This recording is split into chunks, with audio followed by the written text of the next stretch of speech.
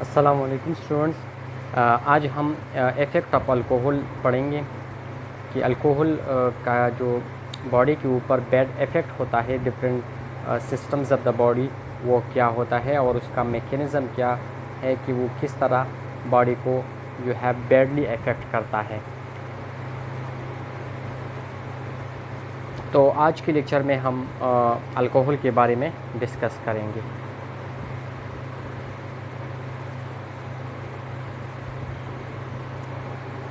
Alcohol जो कि हमारे पास अगर हम इसकी केमिकल फॉर्म में देखें तो it available in a form of ethanol और इथाइल अल्कोहल।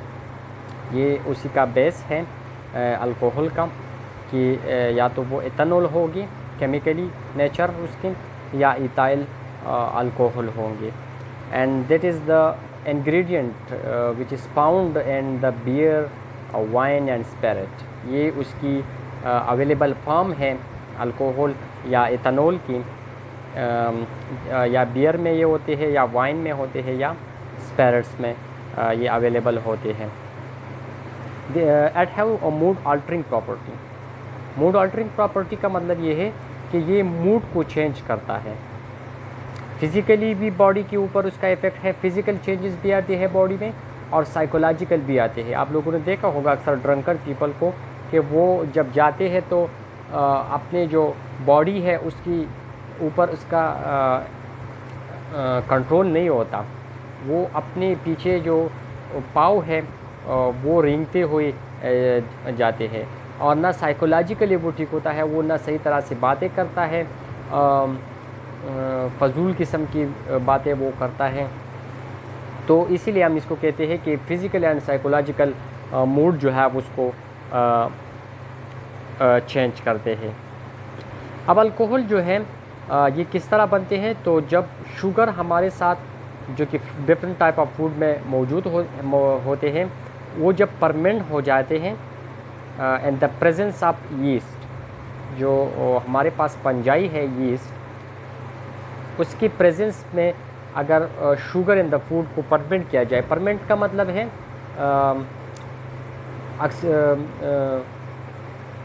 कि जब ऑक्सीजन की एब्सेंस में उसको जो है कन्वर्ट किया जाता है into different types of materials. तो शुगर एंड द ग्रेप्स जो है उससे हमारे पास बनते हैं वाइन। जो अंगूर की शुगर होते हैं वो जब परमेंट हो जाते हैं सो दैट बिकम वाइन। इसी तरह माल्टेड बार्ले जो है ये जब उसकी शुगर को परमेंट किया जाता है तो इससे बियर बनते हैं। एप्पल की शुगर को परमेंट करने से cider, it is a type of alcohol. और पोटैटो की शुगर को परमेंट करने से वोडका बनते हैं। ठीक है, तो ये different type of sugar present in the food है जिसकी परमेंटेशन से डिफरेंट टाइप्स ऑफ अल्कोहल जो है वो प्रिपेयर होते हैं। अब परमेंटेशन का प्रोसेस किस तरह होते हैं, तो यहाँ पर डायग्रामेटिकली शोन है कि जब sugar in the presence of east जो है उसको रिएक्शन कर देते हैं, लेकिन यहाँ पर ऑक्सीजन जो है वो एब्सेंट होगा। माइनस का साइन दिया गया है कि ऑक्सीजन जो है वो एब्सेंट होगा। तो इससे हमारे पास अल्कोहल बनेगी और डीकार्बोक्सिलेशन होगी, कार्बन डाइऑक्साइड जो है वो रिलीज़ हो जाते हैं। So this process is called fermentation. अगर हम इसकी एपिडेमियोलॉजी की तरफ देखें तो वेस्टर्न कंट्रीज़ जो है मोस्टली जो डेवलप कंट्री हैं वहाँ पर 50% लोग जो एडल्ट हैं वो अल्कोहल को कंज्यूम करते हैं, दे आर अल्कोहलिक। और तकरीबन 1 लाख के करीब एनुअली डेथ जो है वो ड्यू टू द अल्कोहल होते हैं।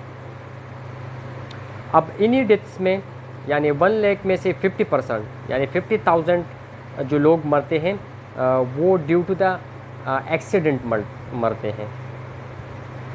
अब एक्सीडेंट्स क्या है, या तो ड्रंकन ड्राइविंग है, शराब पीकर ड्राइव करता है, ठीक है, जिसकी वजह से एक्सीडेंट होता है, या होमोसाइड्स होते हैं, एक दूसरे को मारते हैं, या सुसाइड होते हैं, खुदकुशी कर लेते हैं। ठीक है, और 15% ऑफ केसेस जो है वो लीवर सिरोसिस की वजह से, क्योंकि alcohol leads to the liver cirrhosis, तो इसी की वजह से मरते हैं।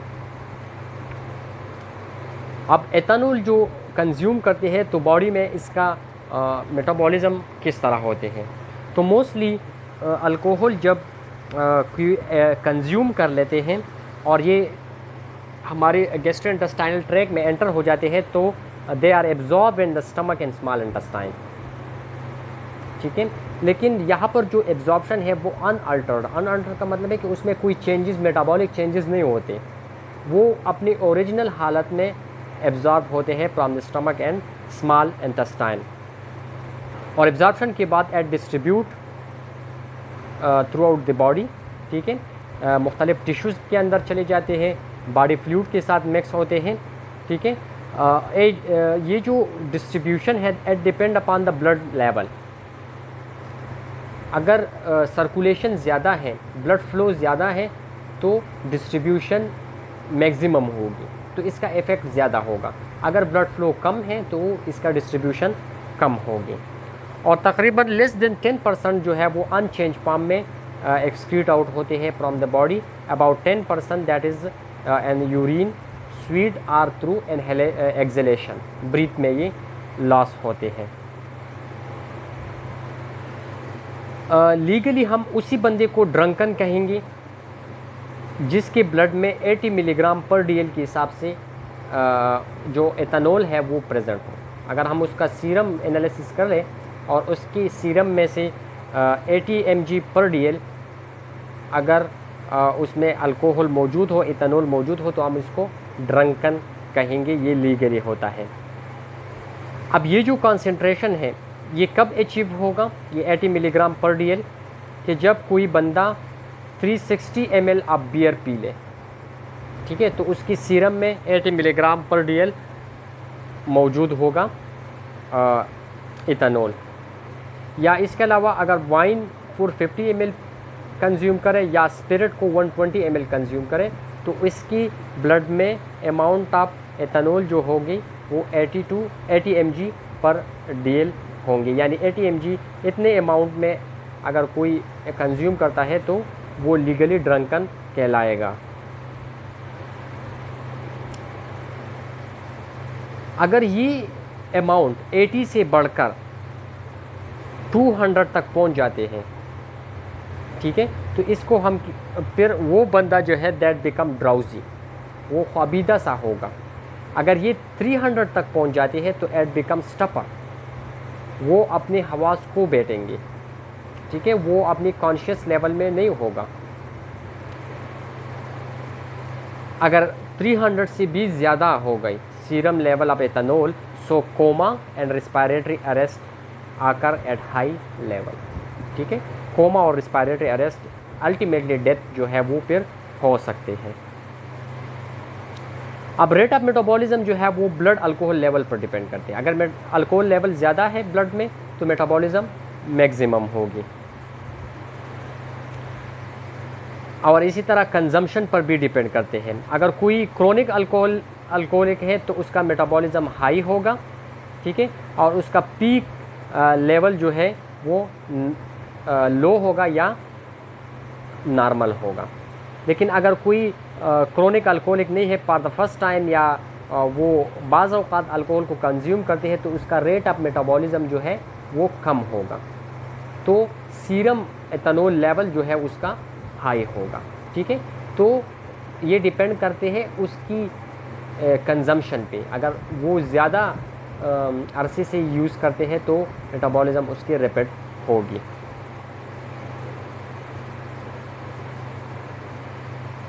अच्छा, मोस्ट ऑफ द अल्कोहल जो है ब्लड में वो मेटाबोलाइज होते हैं into the acetaldehyde. Alcohol convert into the acetaldehyde in the blood, ठीक है, bye the action of 3 types of enzyme system: alcohol dehydrogenase, cytochrome P40 isoenzyme और कैटालेज। ये 3 एंजाइम मौजूद होते हैं जो कि अल्कोहल को कन्वर्ट करते हैं इनटू द एसिटल्डिहाइड। इसमें जो प्राइमरी एंजाइम है that is the alcohol dehydrogenase, ठीक है। कहाँ पर मौजूद होते हैं? In the cytosol of the hepatocyte. Acetaldehyde जो है ये फिर कन्वर्ट हो जाते हैं into the acetate by the action of acetaldehyde dehydrogenase, ठीक है। और एसीटेट जो है वो फिर यूज़ होते हैं for the energy production in the mitochondrial respiratory chain. लेकिन यहाँ पर जो एनर्जी प्रोड्यूस होता है from the alcohol that is called zero calorie energy या नॉन कैलोरी एनर्जी। ये तो एनर्जी देता है लेकिन वो उसी तरह एनर्जी नहीं देता जो एक फूड देते हैं। तो ये उसकी मेटाबॉलिज्म हो गई। यहाँ पर डायग्रामेटिकली है जो 3 डिफरेंट टाइप ऑफ एंजाइम हैं यहाँ पर शोन है कि हमारे पास एथेनॉल जो है ये inside the cytosol it is metabolized by the acid alcoholic dehydrogenase, ठीक है। inside the microsomes जो है that is metabolized by cytochrome P40 system, और in the peroxisome of the cell it is metabolized by the catalase, ठीक हो गया। तीनों का जो एंड प्रोडक्ट है वो सेम होगा, दैट इज़ द एसिटल्डिहाइड। और एसिटल्डिहाइड जो है वो फिर एसिटल्डिहाइड डिहाइड्रोजिनेज एंजाइम के थ्रू मेटाबोलाइज होकर एसिटिक एसिड या एसीटेट बनाते हैं जो कि माइटोकॉन्ड्रिया में फिर यूज़ होगा for the production of energy, mitochondrial respiratory chain में यूज़ होगा। तो ये थी हमारे पास मेटाबॉलिज्म कि मेटाबॉलिज्म किस तरह होते हैं, ठीक है। तो हमारे पास 3 डिफरेंट एंजाइम सिस्टम इस पर एक्ट करते हैं और इसका जो एंड प्रोडक्ट है that is acetaldehyde which is convert into the acetate and use in the respiratory chain. अब एथेनॉल की टॉक्सिसिटी किस तरह होती है, किस तरह वो बॉडी के ऊपर इफेक्ट प्रोड्यूस करता है। तो जैसे ही अल्कोहल को इस पर हमारे पास जो अल्कोहलिक डिहाइड्रोजिनेज एंजाइम है वो एक्ट करके एसिटल्डिहाइड बनाते हैं, तो इसमें NAD जो है वो कन्वर्ट होकर NADH बन जाते हैं, यानी वो रिड्यूस होते हैं, ठीक है। यहाँ पर पिछले डायग्राम में आप लोग देख लें यहाँ पर कि यहाँ पर NAD जो है वो कन्वर्ट हो जाते हैं इनटू द NADH, ठीक है। तो इट्स मीन कि NADH अमाउंट डिक्रीज़ हो जाते इंक्रीज़ हो जाते हैं और NAD के अमाउंट जो है वो डिक्रीज़ हो जाते हैं। अब NAD जो है that is responsible for the fatty acid oxidation in the liver, ठीक है। लेकिन इसी कंडीशन में अल्कोहल कंजम्पशन की वजह से उसकी डिफिशिएंसी आ जाती है, तो फैटी एसिड की जो ऑक्सीडेशन है वो नहीं होगी और वही फैट जाके लीवर के ऊपर एकमुलेट हो जाएंगे, ठीक है। तो हमारे पास फैटी लीवर जो है उसके चांसेस बढ़ जाते हैं। इसके अलावा NADH NAD रेशो अगर इंक्रीज़ हो जाते हैं, यानी NADH amount increase and NAD amount decrease, ठीक है, तो इससे लैक्टिक एसिडोसिस के चांसेस भी ज़्यादा हैं। इसमें जो दूसरा कंपोनेंट हमने पढ़ा कि जब अल्कोहल कन्वर्ट होते हैं इनटू एसिटल्डिहाइड, तो एसिटल्डिहाइड जो है ये बॉडी के ऊपर मुख्तलिफ एक्यूट इफ़ेक्ट प्रोड्यूस करते हैं, लाइक फ्लशिंग। फेस जो है यहाँ पर डायग्राम में आप लोग देखते हैं जो फेस है वो रेड कलर के हो जाएंगे, फ्लश हो जाएंगे। इसके साथ टैकीकार्डिया होगा and hyper ventilation, heart rate भी इंक्रीज़ होगा और रेस्पिरेटरी रेट भी इसमें इंक्रीज़ हो जाती है और साथ ही फ्लशिंग होती है due to the acetaldehyde accumulation in the blood. अब दूसरा जो एंजाइम साइटोक्रोम P40 सिस्टम है, इसमें जो एंजाइम इन्वॉल्व है that is the isoenzyme 2E1। तो ये जब एथेनॉल को मेटाबोलाइज करते हैं एंड द माइक्रोसोम्स, तो वहाँ पर ये ROS को प्रोड्यूस करते हैं, रिएक्टिव ऑक्सीजन स्पीशीज। अब आप लोगों को पता है कि ROS क्या करते हैं, ये सेल मेम्ब्रेन में जो लिपिड बाइलेयर है उसको परऑक्सीडाइज करते हैं, उसके साथ एक्स्ट्रा ऑक्सीजन जो है उसको ऐड कर लेते हैं।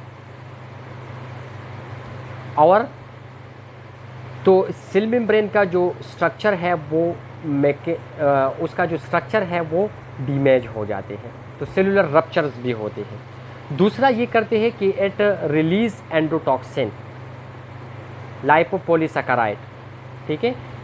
कहाँ से? जो नॉर्मल फ्लोरा मौजूद है इंटेस्टाइन में, ग्राम नेगेटिव नॉर्मल फ्लोरा, उससे एंडोटॉक्सिन को रिलीज़ करते हैं। और एंडोटॉक्सिन की वजह से मुख्तलिफ साइटोकाइंस जो है वो स्टिमुलेट होते हैं, TNF एंड अदर साइटोकाइन, ठीक है, वो रिलीज़ होते हैं from the macrophages and that cytokines cause the injury of the Kupffer cell. ये आप लोग ऑलरेडी पढ़ चुके हैं पैथोलॉजी 1 में कि ROS किस तरह करते हैं। तो एक तो ROS आपके साथ सेल मेम्ब्रेन को डैमेज करते हैं, और दूसरा क्या करते हैं, एंडोटॉक्सिन को नॉर्मल फ्लोरा, जो ग्राम नेगेटिव नॉर्मल फ्लोरा है, उससे एंडोटॉक्सिन रिलीज़ करते हैं।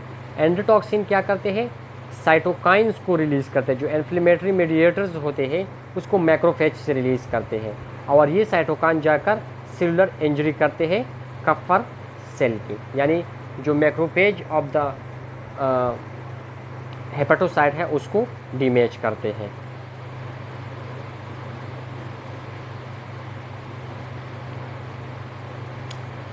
अब इथेनॉल टॉक्सिसिटी को हम on the basis of onset दो हिस्सों में डिवाइड करते हैं। एक को कहते हैं एक्यूट इथेनॉल टॉक्सिसिटी और दूसरा है क्रॉनिक इथेनॉल टॉक्सिसिटी, यानी जो rapidly after the consumption of ethanol use appear होते हैं, दैट इज़ द एक्यूट, और जो स्लोली एंड ग्रेजुअली जो है अपीयर होते हैं, that is the chronic ethanol toxicity.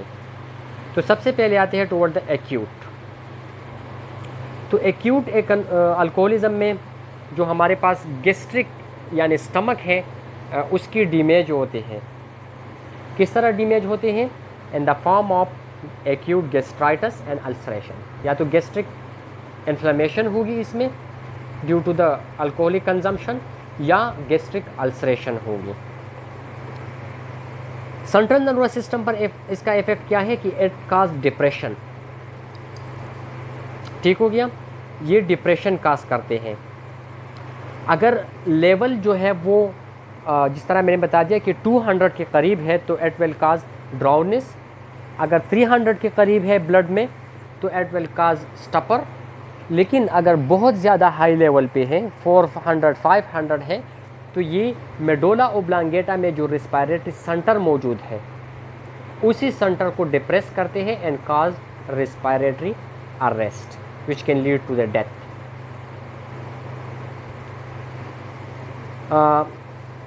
With moderate intake of alcohol, अगर कम अमाउंट में भी लिया जाए अल्कोहल को, तो multiple droplet accumulate in the cytoplasm of the hepatocyte, क्योंकि हमने बता दिया कि वहाँ पर जो फैट्स हैं उसकी एकमुलेशन होती है इन द लीवर, ठीक है। तो फैट्स की अगर अल्कोहल को कम भी कंज्यूम किया जाए तो कुछ ही ड्रॉपलेट्स जाके वहाँ पर एकमुलेट होना स्टार्ट हो जाते हैं, and that condition is called hepatic steatosis, ठीक है, जिसमें फ्यू ड्रॉप्स जो है फैट्स के एकमुलेट होते हैं ऑन द लीवर। अब क्रोनिक अल्कोहल की तरफ, अल्कोहलिज्म की तरफ आते हैं। तो क्रोनिक अल्कोहल जो है हमारे डिफरेंट सिस्टम्स की, डिफरेंट ऑर्गन्स के ऊपर उसका इफ़ेक्ट है, उसमें डिजीज़ काज कर सकते हैं। लाइक मोस्ट प्रॉबली जो इन्वॉल्व है वो लीवर है, गैस्ट्रोइंटेस्टाइनल सिस्टम है, central nervous system, cardiovascular system और पेनक्रियास, इस पर उसका इफ़ेक्ट है। तो लीवर की तरफ आती है तो लीवर में क्या करते हैं, क्रोनिक इंजरी काज करते हैं। ये ऑलरेडी हमने पढ़ भी चुके हैं, लीवर सिरोसिस, लीवर हेपेटाइटिस वगैरह जो है वो काज करते हैं। तो इसका जो एक डिजीज़ है that is the fatty liver, कि उनकी फैट्स की एकमुलेशन होते हैं, फैट्स की ऑक्सीडेशन नहीं होती सही तरह से, ठीक है। तो जब फैट्स की ऑक्सीडेशन नहीं होती तो वो फैट मौजूद रहेंगे on the surface of the liver and cause fatty liver. Alcoholic hepatitis inflammation cause करते हैं। Our cirrhosis with portal hypertension and carcinoma, liver cirrhosis होगी लेकिन पोर्टल हाइपरटेंशन भी होगी, जो ऑलरेडी हम डिस्कस कर चुके हैं, और कार्सिनोमा भी काज कर सकते हैं। जीआईटी में ये क्या करते हैं, गैस्ट्रिक अल्सर जिस तरह हमने बता दिया, ठीक है, मैसिव ब्लीडिंग होगी due to the gastric ulcer, क्योंकि वहाँ पर ब्लीडिंग स्टार्ट होगी, गैस्ट्राइटिस की वजह से होगी, या एसोफेजियल वेरेसिस कि वो जो वॉल ऑफ द विसल है वो थिन हो जाते हैं due to the collateral supply और वहाँ पर प्रेशर बढ़ जाते हैं, ठीक है। तो इससे जीआईटी में ब्लीडिंग होगी इन तीनों वजह से। इसके अलावा जो विटामिन B12 है उसकी डिफिशिएंसी काज करते हैं, थायमीन की, ठीक है। थायमीन की डिफिशिएंसी की वजह से क्या होगा, वर्निक एंड कोर्सेकॉफ सिंड्रोम, ठीक है। इसके अलावा ड्राई एंड वेट बेरी होगा, सेरेब्रल एट्रोपी, ठीक है, ब्रेन के ऊपर ये इफेक्ट होगा, cerebral degeneration and optic neuropathy. Nervous system में ये क्या करते हैं, ओवरऑल अगर हम देख ले तो ये डिजेनरेशन ऑफ द न्यूरॉन करते हैं due to the deficiency of vitamin B12। Cardiovascular system पे इसका इफेक्ट क्या होगा, तो एक्यूट एल्कोहलिक कार्डियोमायोपैथी, जो मायोसाइट है उसमें डिजीज़ का करते हैं, उसमें इन्फॉक्शन भी कर सकते हैं, उसको डायलेट भी कर सकते हैं, हाइपरट्रॉपी भी काज कर सकते हैं, ठीक है। इसके अलावा ये HDL की लेवल को इंक्रीज़ करते हैं अगर नॉर्मल ले ले, नॉर्मल का मतलब 1 पैक डेली, और प्लेटलेट एग्रीगेशन को ये प्रिवेंट करता है। So therefore we can say that by 1 pack use daily it decrease the coronary artery disease. लेकिन अगर ये इसको हाई अमाउंट में ले जाए, ज़्यादा से ज़्यादा कंज्यूम कर देता है, तो ये प्रोसेस उलट हो जाता है। किस तरह कि फिर वहाँ पर HDL का लेवल जो है वो डिक्रीज़ हो जाते हैं और LDL का लेवल जो है, जिसको हम बैड कोलेस्ट्रॉल कहते हैं, उसका लेवल बढ़ जाते हैं, and that will leads to the platelet aggregation, ठीक है। अगर प्लेटलेट एग्रीगेशन के साथ साथ जो है लीवर इंजरी भी है, तो सीवियर कार्डियोवास्कुलर डिजीज़ काज होगा in a form of coronary heart disease and hypertension. यहाँ पर आप लोग डायग्रामेटिकली भी उसमें देख सकते हैं, normal ventricle versus enlarge ventricle, जो कि कार्डियोमायोपैथी की वजह से काज हो चुके हैं। इसके अलावा पेनक्रियास के ऊपर इसका इफेक्ट भी है कि वहाँ पर भी ये एक्यूट और क्रोनिक पेनक्रियाटाइटिस काज कर सकते हैं, इन्फ्लेमेशन काज कर सकते हैं। अगर कोई वोमेन जो है प्रेगनेंसी के दौरान लेते हैं इथेनॉल को या अल्कोहल को, तो उसकी फीटस उसके अंदर मौजूद होते हैं, इसमें भी मुख्तलिफ टाइप ऑफ डिजीज़ काज होते हैं, जिसको हम कहते हैं fetal alcohol syndrome. Fetal alcohol syndrome में क्या होगा, माइक्रोसेफली यानी छोटा हेड होगा, ग्रोथ रिटार्डेशन भी होगी, मेंटल रिटार्डेशन, सही तरह से ग्रोथ भी नहीं होगा बॉडी की, और मेंटली भी वो कमज़ोर होगा, और फेशियल एबनॉर्मेलिटी भी होंगी, जिस तरह डायग्राम में आप लोग देख सकते हैं। लेकिन अगर कोई वोमेन अल्कोहल को यूज़ करते हैं और दौरान प्रेगनेंसी वो स्टॉप कर लेते हैं, तो उसमें चांसेस कम होते हैं। पर्टिकुलरली चांसेस कौन से ट्राइमेस्टर में ज़्यादा होंगे, तो ड्यूरिंग द फर्स्ट ट्राइमेस्टर, क्योंकि फर्स्ट ट्राइमेस्टर में ऑर्गेनोजेनेसिस होते हैं, सारे जो एंजाइम हार्मोन है वो पीक लेवल पे होते हैं, तो अल्कोहल उसको डिस्टर्ब कर सकते हैं। तो फर्स्ट ट्राइमेस्टर में अल्कोहल जो है उसकी consumption that can most probably lead to the fetal alcoholic syndrome. इसके अलावा कैंसर का इंसिडेंस भी, रिस्क जो है इसमें भी ज़्यादा होता है, पर्टिकुलरली ओरल कैविटी का कैंसर, ठीक है, एसोफेगस का, लीवर का, और फीमेल में ब्रेस्ट कैंसर, तो इसके चांसेस भी बढ़ते जाते हैं। इसके अलावा इथेनॉल, जिस तरह मैंने बता दिया कि it is also a source of energy, लेकिन जो फूड एनर्जी देता है उसी तरह एनर्जी ये नहीं देती, इसलिए हम इसको एम्प्टी कैलोरीज कहते हैं, क्योंकि इससे ग्रोथ नहीं होता, जस्ट आपकी जो कैलोरीज है वो प्रोवाइड करते हैं, लेकिन ग्रोथ इसमें नहीं होती, तो इसलिए हम इसको एम्प्टी कैलोरीज कहते हैं। और इसके अलावा कैलोरीज तो देते हैं, तो जो लोग अल्कोहल को कंज्यूम करते हैं उसको लॉस ऑफ एपेटाइट भी होते हैं, वो खाना खाने को दिल नहीं करता उनको, क्योंकि उसे ऑलरेडी कैलोरीज मिलती है, एम्प्टी कैलोरीज है लेकिन मिलती है, ग्रोथ तो नहीं होती, लेकिन एनर्जी डिमांड उसके पूरे होते हैं, तो इससे क्या होते हैं कि वो माल न्यूट्रिशन उसमें काज होते हैं, क्योंकि वो फूड नहीं लेते, जो इसेंशियल कम न्यूट्रिएंट्स हैं वो नहीं लेते, ठीक है। तो मुख्तलिफ डिफिशेंसी काज होते हैं, पर्टिकुलरली जिस तरह मैंने विटामिन B1 का एग्जांपल दिया, तो इसी तरह सारे जो बी विटामिन हैं इसकी डिफिशेंसी काज करते हैं, जिससे मुख्तलिफ डिजीज़ पर वाक़या हो सकते हैं। So it is all about effect alcohol. अगर कोई क्वेश्चन हो तो फिर आप लोग पूछ ले। Thank you very much.